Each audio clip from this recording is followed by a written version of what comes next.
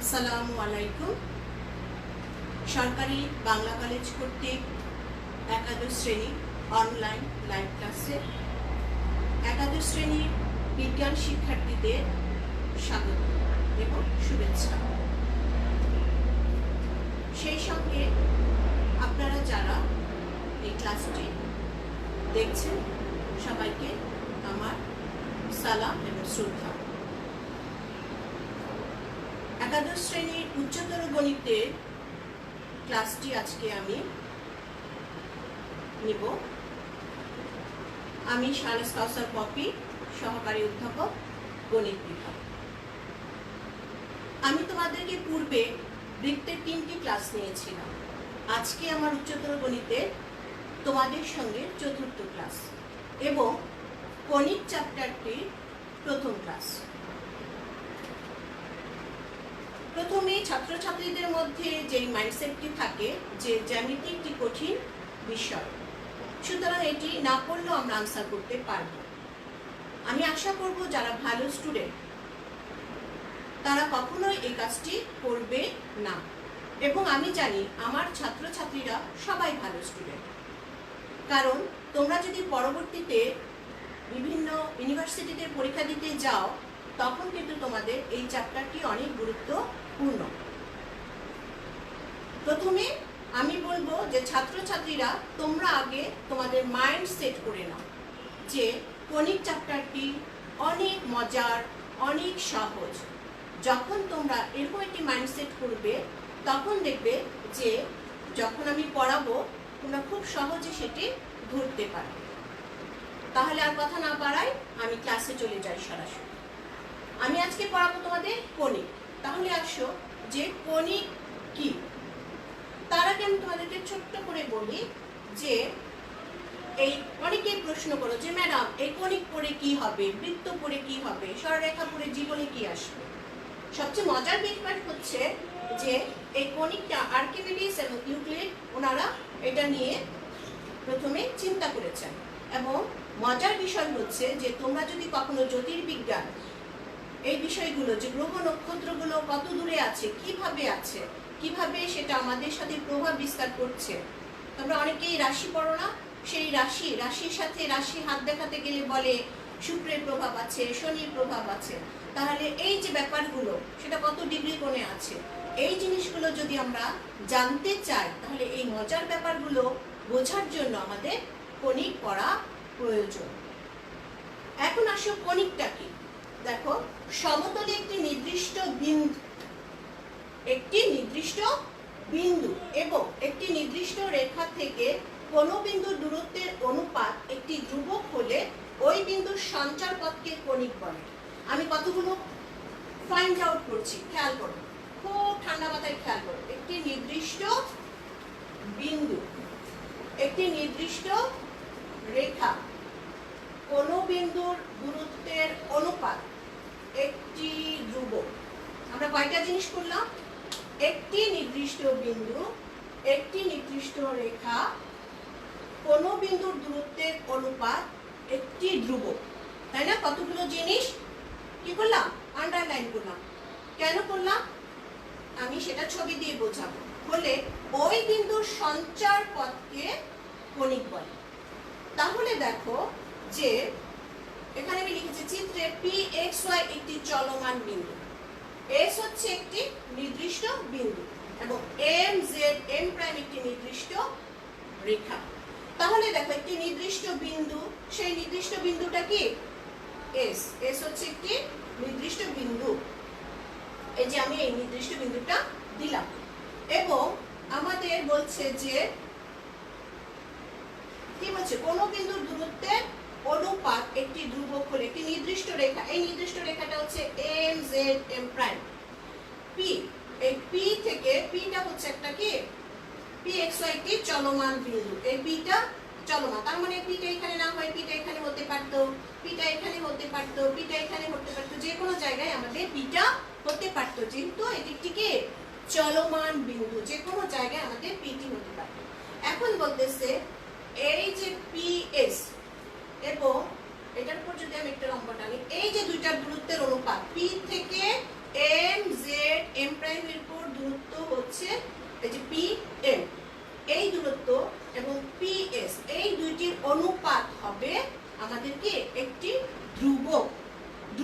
মানে যে কোনো একটি সংখ্যা হবে।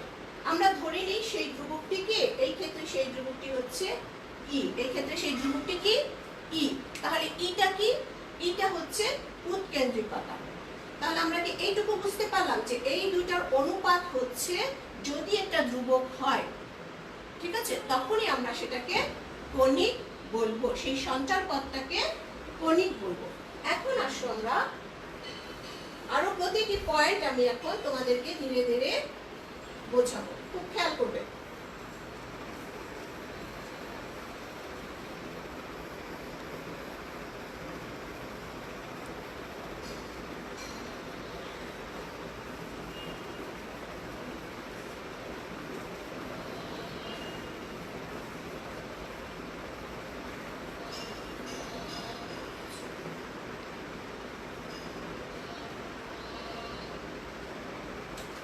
ভালো করে খেয়াল করবে, খুব ভালো করে খেয়াল করবে।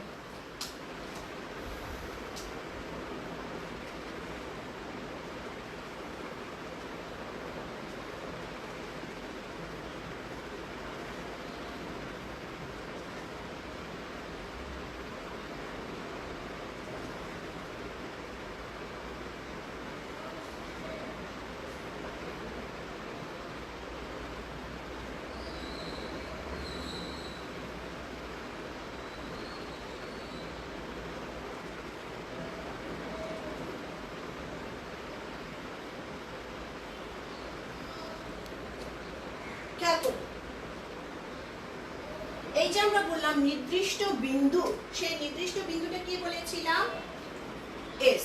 সেই নির্দিষ্ট বিন্দুটা কি বলেছিলাম, এস। এই নির্দিষ্ট বিন্দু একে আমরা বলবো উপকেন্দ্র। তার উপকেন্দ্র কাকে বলে, যে কণিকের যে নির্দিষ্ট বিন্দুটা ছিল সেই নির্দিষ্ট বিন্দুটা হচ্ছে এস নামে আমরা প্রকাশিত করেছি, এস দ্বারা প্রকাশিত করেছি বা সূচিত করেছি, সেই বিন্দুটাই হচ্ছে কণিকের উপকেন্দ্র। ক্লিয়ার? নেক্সট আসো, এই যে আমরা বললাম যে পি হচ্ছে কি একটা চলমান বিন্দু, সে পিটা এই পরাবৃত্তের যে কোনো জায়গায় হতে পারে, চলমান বিন্দু।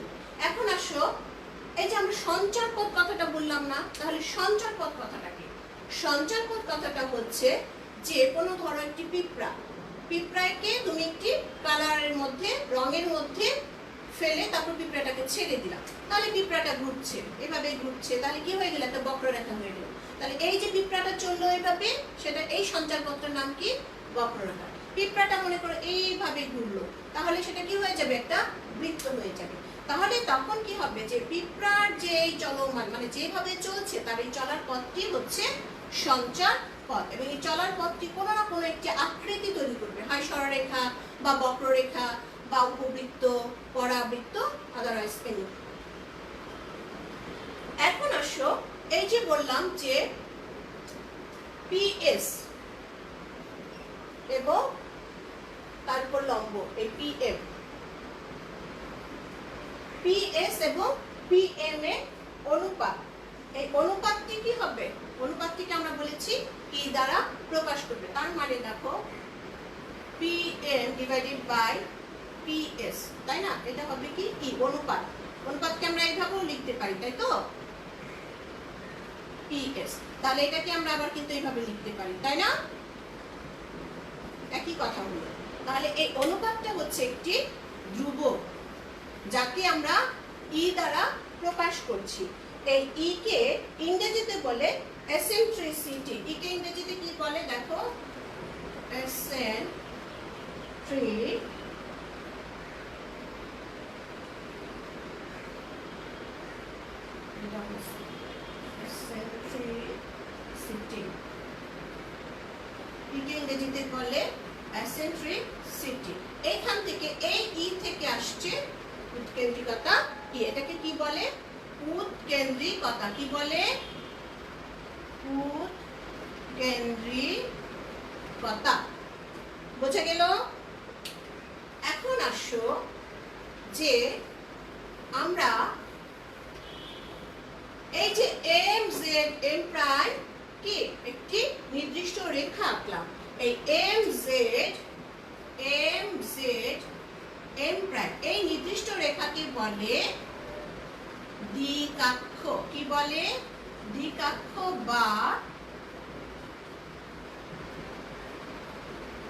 নিয়ামক, দ্বিকাক্ষ বা নিয়ামক। আমি খুব সহজভাবে ধীরে ধীরে তোমাদেরকে পড়াবো, কারো কণিক নিয়ে ভয় পাওয়ার কোনো কারণ নেই। তোমরা যদি একটু মনোযোগ দিয়ে ঠান্ডা মাথায় ক্লাসটি করো, দেখবে তোমরা সব বুঝতে পারবে। এখন আসো আমি বলি, এই যে ই এর কথাগুলো বললাম, এটা কিন্তু খুব ভাইবা বোর্ডে আসে বা পরীক্ষায় আসে, এমসিকিউতে আসে। এই ই ধ্রুবক, এই তার উপর ডিপেন্ড করবে, কি ডিপেন্ড করবে, যে সঞ্চার পদটির নাম কি। যদি কখনো ই সমান 0 হয়, তবে সঞ্চার পদটি কি হবে, একটি বৃত্ত হবে। সঞ্চার পদটি কি হবে, একটি বৃত্ত হবে। যদি ই সমান 1 হয়, তাহলে সঞ্চার পদটি কি হবে, একটি, তার নাম হবে পরাবৃত্ত। তার নাম কি হবে, পরাবৃত্ত। যদি আমাদের ই এর মানটা হয় 0-এর চেয়ে বড়, যদি ই এর মানটা হয় 0-এর চেয়ে বড়, 1-এর চেয়ে কম, 1-এর চেয়ে কম, 0-এর চেয়ে বড়, তখন সেটা হবে, সেই সঞ্চার পদটি হবে উপবৃত্ত। যদি কখনো এই ইটা 1-এর চেয়ে বড় হয়, তখন সেটা হবে অধিবৃত্ত। তাহলে আমরা এই চ্যাপ্টারে পড়াবো, এই গণিত চ্যাপ্টারে পড়াবো পরাবৃত্ত, উপবৃত্ত এবং অধিবৃত্ত। এই তিনটি জিনিস নিয়ে, যেহেতু বৃত্ত আমি পড়িয়ে ফেলেছি, এই তিনটি জিনিস নিয়ে আমি এই গণিত চ্যাপ্টারটি কি তোমাদেরকে আস্তে আস্তে পড়াবো। আমি কি একটু বুঝতে পারি? সবাই দেখেছো? অনেক ইম্পর্টেন্ট। নেক্সট আসো,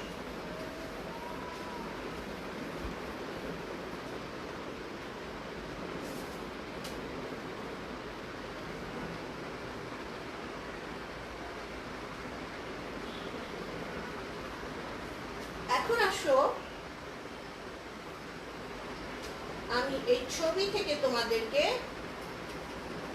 প্রতিটি জিনিস সংজ্ঞায়িত করব।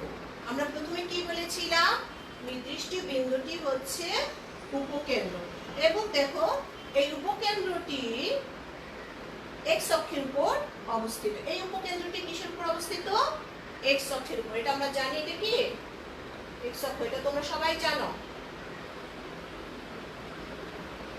এক্স অক্ষের উপর অবস্থিত। তার মানে এটা আসলে স্ট্যান্ডার্ড ইকুয়েশন একটা, তাই তো? এই এসটা যে এক্স অক্ষের উপরই অবস্থিত হবে এমন কিন্তু কোনো কথা না, সেটা আমরা পরে দেখব। আগে আমরা এক্স অক্ষের উপরে আছে এটা ভেবে কাজগুলো করি, পরে আমরা আরো কিভাবে হতে পারে সেটা আলোচনা করব। এখন আসো আমাদের, যে আমরা বললাম এই যে উপকেন্দ্রটা যে অক্ষের উপর আছে, সেই অক্ষটাকে বলা হয় কি, সেই অক্ষটাকে বলা হয় অক্ষরেখা। এটা অক্ষরেখার, আমরা জানি এক্স অ্যাক্সিস এর উপরে আছে, তার মানে এটা অক্ষরেখা। এখন আসো এই যে আমাদের দ্বিকাক্ষ বললাম, এটার নাম কি, দ্বিকাক্ষ। এটার নাম কি, দ্বিকাক্ষ। এস থেকে আমরা ধরি যে এস থেকে এই দ্বিকাক্ষের উপর কেটে একটা লম্ব, না এস থেকে দ্বিকাক্ষের উপর আমরা লম্ব করলাম, ঠিক আছে? এস থেকে দ্বিকাক্ষের উপর আমরা লম্ব টানলাম, তখন এই পরাবৃত্তের ক্ষেত্রে, এটা আমরা পরাবৃত্ত পড়াচ্ছি, পরাবৃত্তের ক্ষেত্রে এটাকে বলবে কি, অক্ষরেখা। তাহলে অক্ষরেখার সংজ্ঞাটা কি হলো, উপকেন্দ্র হতে দ্বিকাক্ষের উপর লম্ব টানা হলে যেই রেখাটা হবে সেটাই হচ্ছে তার অক্ষরেখা। এখন আসো এই যে পরাবৃত্তটা আমরা করলাম, পি বিন্দু সঞ্চার পথটা কি, পরাবৃত্ত। এই পরাবৃত্তটি, এই সঞ্চার পথটি কি করেছে, অক্ষরেখাকে একটি বিন্দুতে ছেদ করেছে। কি করেছে, অক্ষরেখাকে একটি বিন্দুতে ছেদ করেছে, তার নাম দিই আমি এ। তার নাম আমি কি দিলাম? এ। তাহলে চিত্রে এ কি? শীর্ষ বিন্দু। এটা কি? শীর্ষ বিন্দু। তাহলে অক্ষরেখার সাথে পরাবৃত্তের এই সঞ্চারপথটি যে বিন্দুতে ছেদ করলো সেটা হচ্ছে তার শীর্ষ বিন্দু। এবং এখানে আরেকটি জিনিস আমাদের চিন্তা করতে হবে বা মনে রাখতে হবে, এই যে এ, এটা হচ্ছে এস থেকে, উপকেন্দ্র থেকে এই যে আমরা দ্বিঘাক্ষ করলাম, তাকে যদি আমরা লম্ব দ্বিখণ্ডক করি, তাহলে তার মধ্যবিন্দুটা হবে এ। তাহলে এখানে আমরা একটা লম্ব দ্বিখণ্ডক আঁকি। এটা কি? লম্ব দ্বিখণ্ডক আঁকলাম। এটা হচ্ছে এ, সরি, এটা হচ্ছে এ বিন্দু দিয়ে যাচ্ছে। তার মানে এটা হচ্ছে কি? জেড এস এর মধ্যবিন্দু। এ কি আমাদের? জেড এস এর মধ্যবিন্দু। এ হচ্ছে জেড এস এর মধ্যবিন্দু। এটা হচ্ছে আমাদের কি? একটা লম্ব দ্বিখণ্ডক। এই লম্ব দ্বিখণ্ডকটা হচ্ছে আমাদের কি? ওয়াই অক্ষ।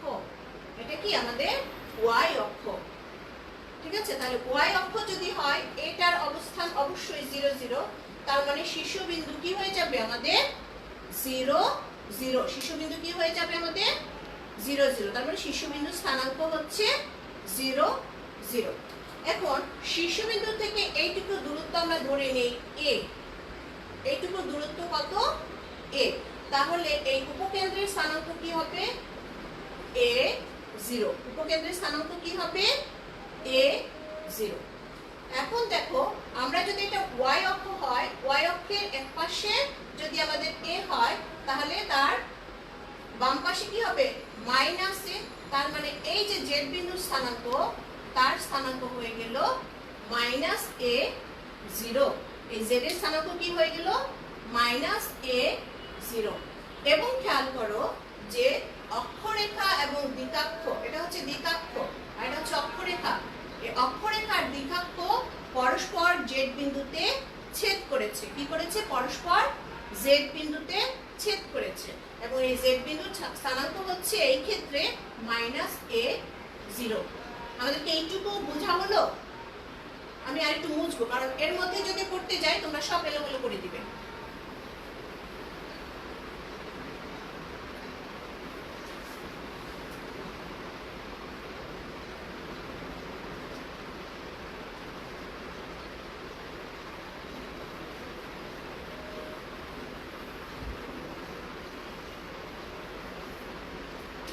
আমরা ছবিটি আবার আঁকছি এবং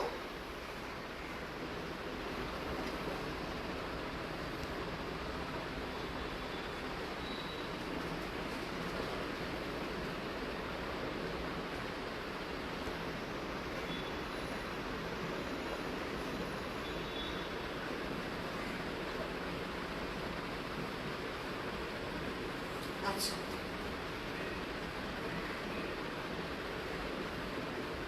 দেখো এখন আসো আমাদের,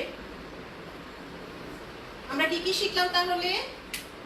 এস হচ্ছে উপকেন্দ্র, এ হচ্ছে শীর্ষবিন্দু, জেড এস হচ্ছে অক্ষরেখা, এম জেড এম প্রাইম হচ্ছে দ্বিঘাক্ষ বা নিয়ামক, আর এটা হচ্ছে ওয়াই ওয়াই প্রাইম হচ্ছে কি? ওয়াই অক্ষ। আচ্ছা, এখন আসো আমাদের, আমরা বলছি যে এই পি থেকে এস পর্যন্ত আমরা একটি দূরত্ব করি। তাহলে পি এস আর পি এম। তাহলে পি বিন্দু থেকে উপকেন্দ্রের দূরত্ব এবং পি থেকে দ্বিঘাক্ষের উপর লম্ব দূরত্ব কি? P M. এই ক্ষেত্রে P M by SP equal to E. আমরা এখানে কি বলেছিলাম? পরাবৃত্তের ক্ষেত্রে ই সমান হচ্ছে 1। তাহলে আমরা বলতে পারি পি এম সমান সমান হচ্ছে এসপি। কি বলতে পারি? পি এম সমান এস পি। এখন আসো উপকেন্দ্র থেকে পরাবৃত্তের উপর যে কোনো দূরত্ব, এটা হতে পারে, এটা হতে পারে, যে কোনো দূরত্ব, সেটাকে কি বলা হয়? উপকেন্দ্রিক দূরত্ব। সেটাকে কি বলা হয়? উপকেন্দ্রিক দূরত্ব। তাহলে উপকেন্দ্রিক দূরত্ব কি? এসপি। এখন আসো এই যে উপকেন্দ্র, এই এসপিটাকে যদি আমরা একটু বাড়িয়ে দেই তাহলে কি হয়ে গেল? এটি একটি পরাবৃত্তের উপর একটি জে হয়ে গেল না? আমরা বৃত্তে পড়েছিলাম জে মানে কি? যে বা যা, যাই বলো, তার মানে কি? যে বৃত্তের যে কোনো দুইটি বৃত্তের যে কোনো দুটি অংশকে ছেদ করলে সেটা কি, মানে স্পর্শ করলে সেটা কি হয়ে যায়? জে হয়ে যায়, এরকম জে, তাই তো? তাহলে এটা একটু জে হয়ে গেল। তাহলে পরাবৃত্তের উপকেন্দ্রের যে কি? পরাবৃত্তের যে যা পরাবৃত্তের উপকেন্দ্র দিয়ে গমন করে, এবং পরাবৃত্তের দুটি অংশকে স্পর্শ করে, তখন সেটাকে হয়ে যায়, তার নাম কি হয়ে যায়? উপকেন্দ্রিক জে। বোঝা গেল? সেটা কি হয়ে যায়? উপকেন্দ্রিক জে। এইটুকু ক্লিয়ার? উপকেন্দ্রিক জে। এখন আসো, যদি কোনো কারণে, এটা না, তো বোঝার চেষ্টা করো, আমি আবার এগুলো মুছিয়ে দিচ্ছি এই কারণে, কারণ তোমরা সব এলোমেলো করে ফেলবে। এটা হচ্ছে এস। এই উপকেন্দ্রিক যেটা অক্ষের উপর, এই অক্ষরেখার উপর লম্ব হয়, অক্ষরেখার উপর লম্ব হয়ে গেছে না? তখন আমরা সেটাকে বলবো উপকেন্দ্রিক লম্বের দৈর্ঘ্য বা উপকেন্দ্রিক লম্ব। এখান থেকে এইটুকু হচ্ছে উপকেন্দ্রিক লম্বের দৈর্ঘ্য, আর এটাকে আমরা বলবো উপকেন্দ্রিক লম্ব। তাহলে উপকেন্দ্রিক যা অক্ষের উপর লম্ব হলে তাকে আমরা বলবো উপকেন্দ্রিক লম্ব। তাকে আমরা কি বলবো? উপকেন্দ্রিক লম্ব। বোঝা গেল এটুকু? তাহলে আমরা এখান থেকে কি কি শিখলাম? যে একটি কণিক কাকে বলে, কণিকের উপকেন্দ্র কি, শীর্ষবিন্দু কি, দ্বিকাক্ষ কি, অক্ষরেখা কি, তারপর হচ্ছে সঞ্চার পথ, এবং পরাবৃত্তের ক্ষেত্রে SP = PM, যেখানে E এর মান 1। তারপর আমরা শিখলাম যে উপকেন্দ্রিক দূরত্ব কি, উপকেন্দ্রিক জে কি, উপকেন্দ্রিক লম্ব কি। ক্লিয়ার? নেক্সট আসো, আমাদের এখনো কিন্তু আমরা পরাবৃত্তের সমীকরণটাই শিখিনি। শিখেনি। তাহলে এখন আমরা শিখবো পরাবৃত্তের সমীকরণ কিভাবে আসে। দেখো,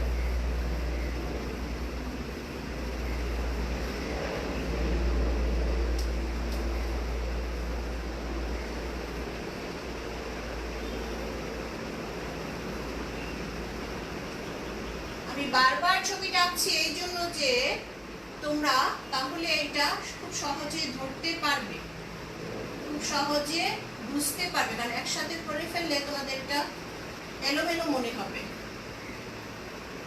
এখন আমরা সমীকরণটুকু করব। আসো আমরা মনে করি পরাবৃত্তের উপকেন্দ্র হচ্ছে এস, এবং এম প্রাইম হচ্ছে সরলরেখাটি পরাবৃত্তের কি? নিয়ামক। জেড থেকে নিয়ামকের উপর, জেড থেকে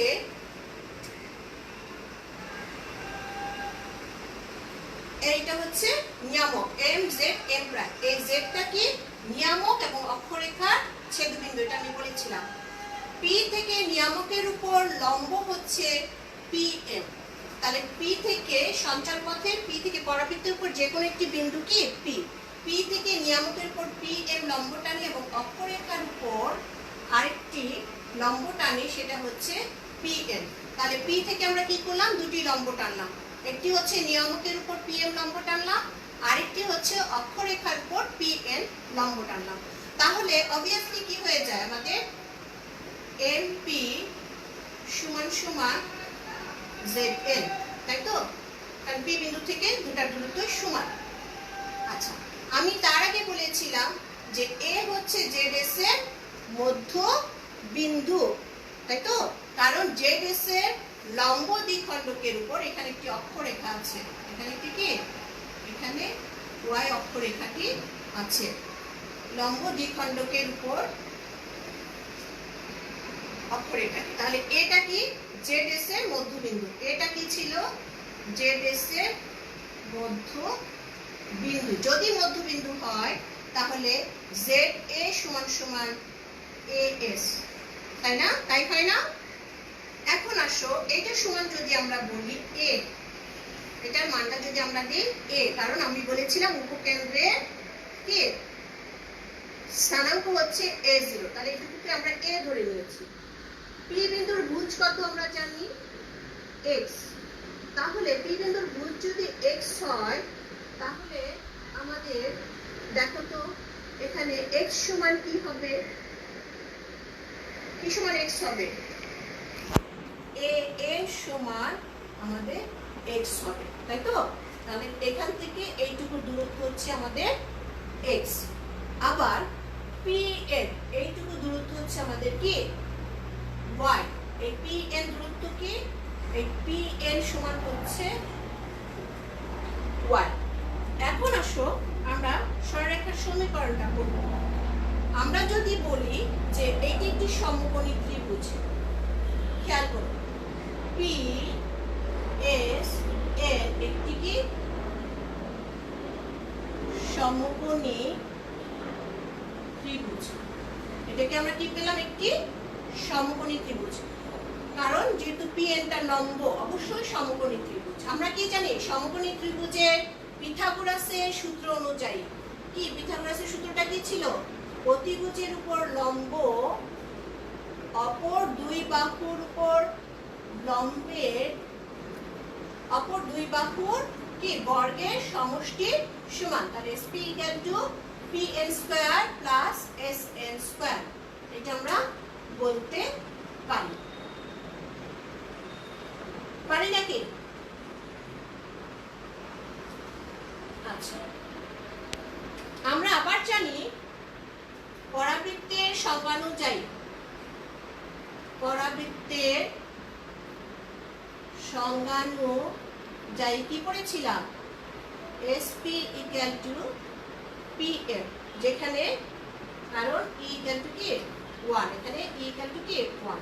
তাহলে আমরা বলতে পারি না SP = PN², দুটাকে যদি বর্গ করি বলতে পারি, তাহলে আমরা বলতে পারি যে SP = PM²।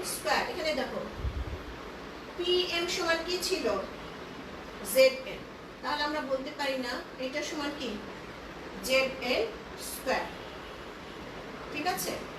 এখন আসো ZN কতটুকু, এখান থেকে এইটুকু জায়গা হচ্ছে ZN। এখন এই ZN-টাকে আমরা একটু কাজ করি, কি কাজ করি দেখো তো। আমরা জানি, এই যে বলেছিলাম A সমান Z এর সমান কি A, এবং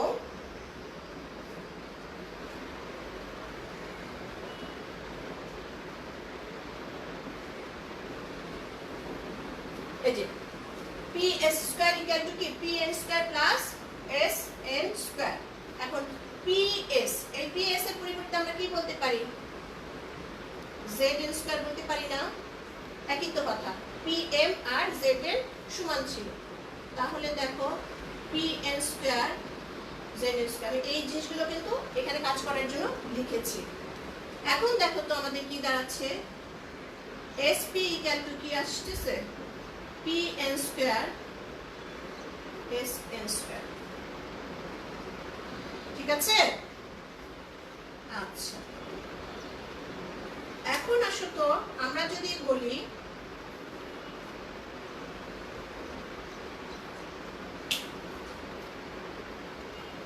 আবার যদি বলি যে ZN² = PN² SN², ওকে?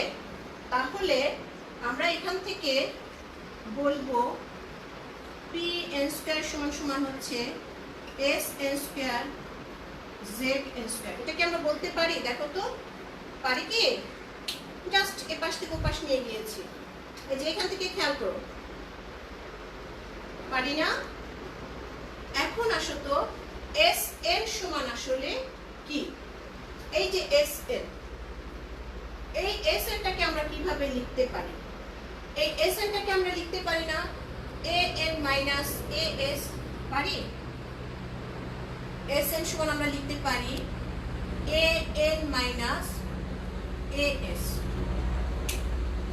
লিখতে পারি নাকি? ক্লাসে হলে সাথে সাথে তোমাদের আনসার পাওয়া যেত, এখানে তো আমি আনসার পাচ্ছি না বা বুঝছি না। তোমরা যদি আনসার দিয়েও থাকো আমি বুঝতে পারছি না, হয়তো পরবর্তীতে আমি যখন আবার ভিডিওটা দেখবো তখন দেখবো। আচ্ছা, তাহলে এস এন এর পরিবর্তে আমরা কি লিখলাম?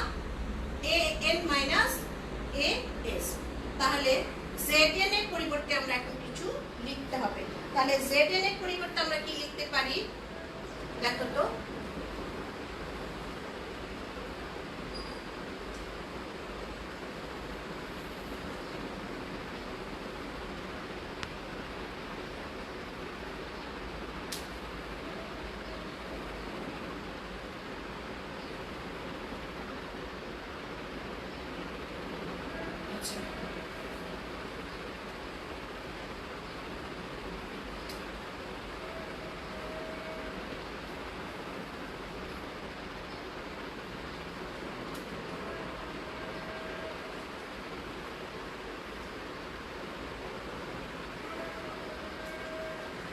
n স্কয়ার সমান সমান n স্কয়ার সমান সমান হচ্ছে Z n square minus S n square. আচ্ছা, p n স্কয়ার পুরোটুকু জেনে Z n square minus S n square. এখন আসলে জেড n, আমরা এস n এর পরিবর্তে কি লিখলাম? A N minus A S whole square. S n এর পরিবর্তে কি লিখলাম? A N minus A square. এখন আসলে জেড n এর পরিবর্তে আমরা কি লিখতে পারি? Z N. জেড এনটাকে যদি আমরা বলি এই পুরাটুকু হচ্ছে জেড এন। দেখো তো জেড এন, এটাকে আমরা বিশ্লেষণ করতে পারি Z A plus A N. কি করতে পারি? জেড এ আর এ এন। তাহলে এই এ এন সমান হচ্ছে এক্স আর এই জেড এ সমান হচ্ছে এ। তাহলে এখানে আমরা লিখতে পারি যে এ এন প্লাস জেড এ তার হোল স্কয়ার। একটু বোঝার চেষ্টা করো, আমরা জেড এন সমান কি লিখেছিলাম? P N square plus S N square. আমরা পি এন স্কয়ার লিখেছি, তাহলে Z N square minus S N square হবে, তাই তো? তাহলে জেড এন এর পরিবর্তে আমরা কি লিখলাম এখন আবার? A N plus Z A whole square. আর এস এন এর পরিবর্তে কি লিখলাম? A N minus S A S whole square. তাহলে এইটুকুর পরিবর্তে আমরা লিখি X plus A whole square. আর এইটুকুর পরিবর্তে আমরা কি লিখবো? A N. এ এন মানে হচ্ছে এক্স আর এস মানে হচ্ছে এ হোল স্কয়ার, তাই তো? দেখা যাচ্ছে?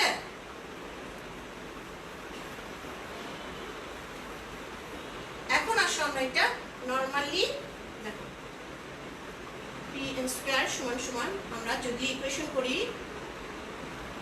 x square plus 2xa plus a square minus x square minus 2ax plus a square. মাইনাসটা যদি উঠিয়ে দিই তাহলে 2xa plus a square minus x square plus 2ax minus a square.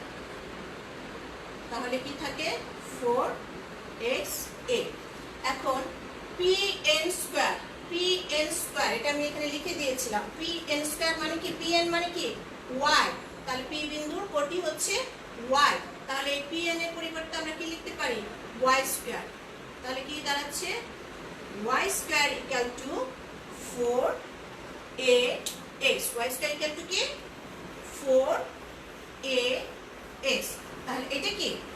এই যে y square equal to 4ax, এটাই হচ্ছে পরাবৃত্তের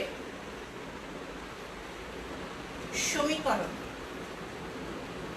পরাবৃত্তের সমীকরণ যা মূল বিন্দুগামী, যা হচ্ছে মূল বিন্দুগামী। এটাকে বলা হয় স্ট্যান্ডার্ড ইকুয়েশন, পরাবৃত্তের স্ট্যান্ডার্ড ইকুয়েশন।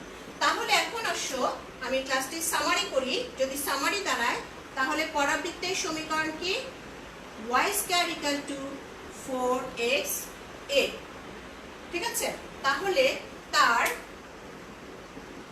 কি আসবে? উপকেন্দ্র হচ্ছে s, উপকেন্দ্র হচ্ছে s যার স্থানাঙ্ক হচ্ছে a0, শীর্ষবিন্দু হচ্ছে a যার স্থানাঙ্ক হচ্ছে 0 0। এগুলো সব আমি পড়িয়েছি, তাই তো? এখন আসো আমরা এখান থেকে পরাবৃত্তের সমীকরণ থেকে কি পাই? pm equal to sp, sp equal to pm, এটা কি সংজ্ঞা অনুযায়ী। তারপর আমরা কি পেলাম? যে পরাবৃত্তের দ্বিঘাক্ষের সমীকরণ, এই যে m z m প্রাইম, এটা হচ্ছে দ্বিঘাক্ষ, তাহলে তার সমীকরণটা কি হবে? এটা কি ছিল? Minus a। তার মানে দ্বিঘাক্ষের সমীকরণ দাঁড়াচ্ছে x equal to minus a। দ্বিঘাক্ষের সমীকরণ কি দাঁড়াচ্ছে? x equal to minus a। আমরা এখানে একটি কি করেছিলাম? উপকেন্দ্রিক লম্ব করেছিলাম। উপকেন্দ্রিক লম্বের সমীকরণটা তাহলে কি হবে? x equal to a। উপকেন্দ্রিক লম্বের সমীকরণটা কি হবে? x equal to a। তাহলে এইটুকু হচ্ছে আমার পরাবৃত্তের জাস্ট মূল জিনিসগুলো, কোনটা কি কাকে বলে এবং কিভাবে হচ্ছে। এবং এই জিনিসগুলো অক্ষরেখাটা কি? অক্ষরেখাটা কি? যে s, এই যে উপকেন্দ্র শীর্ষবিন্দু যেই বিন্দু দিয়ে যাচ্ছে, যেটার উপর দিয়ে যাচ্ছে, এই রেখাটাই হচ্ছে অক্ষরেখা। অক্ষরেখার দ্বিঘাক্ষ কি বলেছিলাম? পরস্পর লম্ব। এগুলো আমার পরবর্তী প্রবলেম সলভ করতে গেলে অক্ষরেখা এবং দ্বিঘাক্ষ পরস্পর লম্ব। তাহলে এই হচ্ছে আমার কণিকের পরাবৃত্তের সামারি। আচ্ছা, এখন আমার ক্লাসের সময় শেষ। আমি তোমাদেরকে বলবো যে ভিডিওটি যদি আরেকবার দেখবে, দেখে কোথায় কোনো সমস্যা হলে আমাকে জানাবে। অবশ্যই আমি তোমাদেরকে আবার কমেন্টসে লিখে দিব জিনিসটা হচ্ছে এই। তারপরে আমি পরবর্তী ক্লাসে আবারও এই জিনিসগুলো, আমার প্রতিটা ক্লাসে এগুলোই লাগবে, কারণ এগুলো নিয়েই আমরা প্রবলেম সলভ করব, আলোচনা করব, অঙ্ক করব। তাহলে তোমরা সবাই ভালো থেকো, সুস্থ থেকো। সৃষ্টিকর্তার নিকট সবসময় দোয়া করবে যেন উনি বাংলাদেশ সহ তথা পুরো বিশ্বকে করোনামুক্ত করে দেন। আমরা সবাই যেন ভালো থাকি, সুস্থ রেখে আমরা সবাই প্রিন্সিপাল ম্যাডাম, অধ্যাপক ম্যাডাম সহ এবং সব শিক্ষক মণ্ডলী সহ আবার বাংলা কলেজে জলপাই সবুজ চত্বরে ফিরে যাই। এ পর্যন্ত আল্লাহ হাফিজ।